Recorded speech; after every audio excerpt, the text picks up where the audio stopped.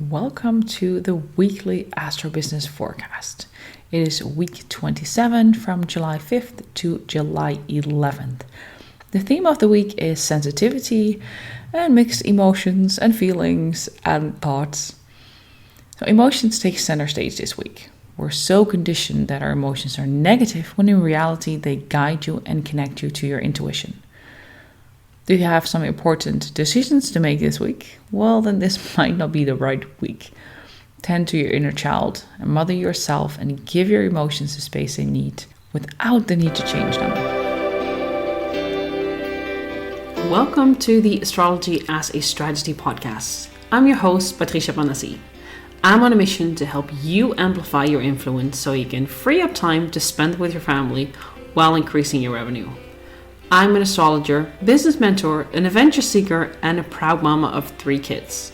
Think of this podcast as your shortcut to more joy and ease in your business.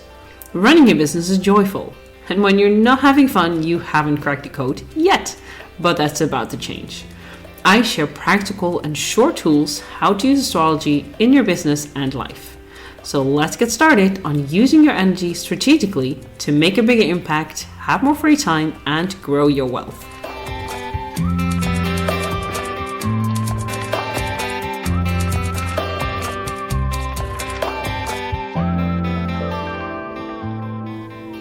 The important dates of this week. On Tuesday, July 6th, we have Mercury and Gemini squaring Neptune in Pisces, and Neptune is currently in retrograde.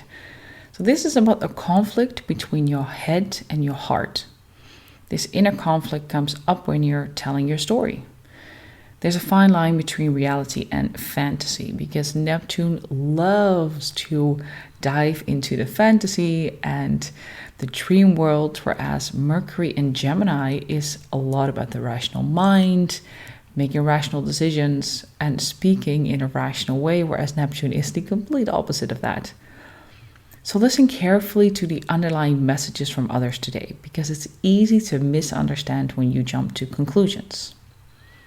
On that same day, we have Venus in Leo opposite Saturn in Aquarius, and Saturn is retrograde at the moment as well. This is a pattern that Mars did last week, when Mars was opposite Saturn and then squaring Uranus. Venus is following in his footsteps. The goddess really wants to play. Saturn wants structure. So how can you play with structure? You will see you're much more creative when you can play within a structure. Also, one important thing to take note is don't take yourself too serious today, because Saturn wants to be the disciplined one, structure, this is what we want to do, whereas Venus in Leo is a lot about playfulness and having fun. So don't take yourself too serious. Because it's also tying back into the Mars opposite Saturn last week, which was all about the tension that you're feeling currently, to translate that into a long-term strategy. Venus comes in and she wants to play. So how can you bring some more playfulness in that? How can you bring playfulness in the long-term structures that you're creating? Then on Thursday, July 8th, we have Venus in Leo squaring Uranus in Taurus. Again, this is following Mars's footsteps from last week. So how do you respond to sudden changes in your relationship and your finances? Today, you might expect some unexpected surprises. But you know what the upside is? It can initiate the radical changes you've been craving. Remember, Uranus wants to create radical changes, radical shifts. And it doesn't take in consideration that it might take you a while to get used to it. Uranus is like, in your face, here it is, just do it. And Venus rules your relationship and your finances, so don't be afraid to make radical changes that are initiated by the tension that you've been feeling for the last week and this week. Then on Friday 9th, and July 10th, we have the new moon in Cancer. If you live in the US, it will be 9:17 p.m. Eastern Central Time on the 9th of July. If you live in Europe, it will be July 10th at 3:17 in the morning. This is a moment to turn inwards. both in your body and in your home. This new moon encourages you to stay close to home. Emotions can overwhelm you if you don't offer them a place to express themselves. Remember what I mentioned in the beginning, we're so conditioned that emotions are bad. This new moon is an invitation to you to create that space, to feel all the feelings. Because emotions are meant to be felt. Emotions are not meant to be pushed away. Because we all know that when we store them away, they will come up again. And usually in a way where we didn't expect them and not necessarily in a healthy way.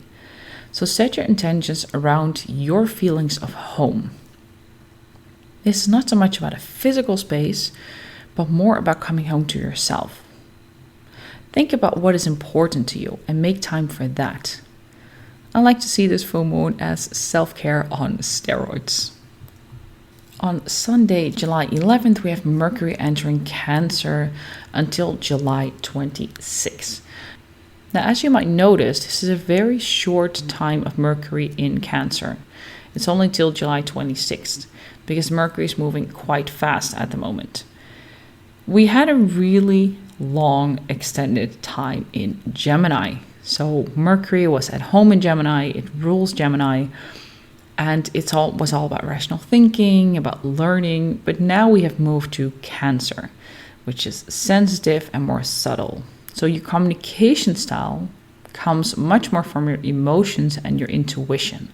So the over-rationalization is over, and now it's time to feel.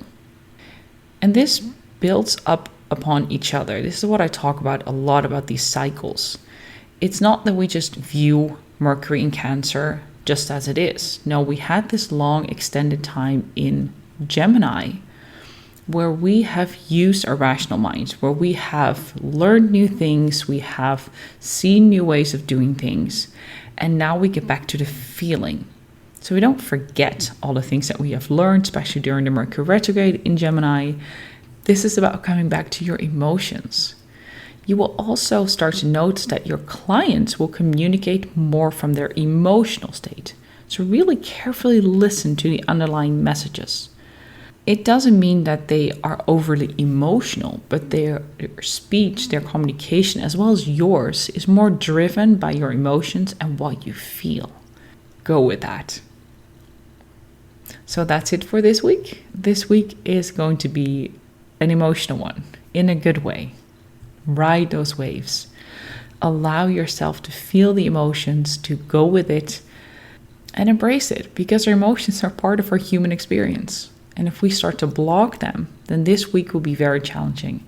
I actually think this is a beautiful week of tuning into your feelings, of coming home to yourself. What does that mean? What does being at home mean to you?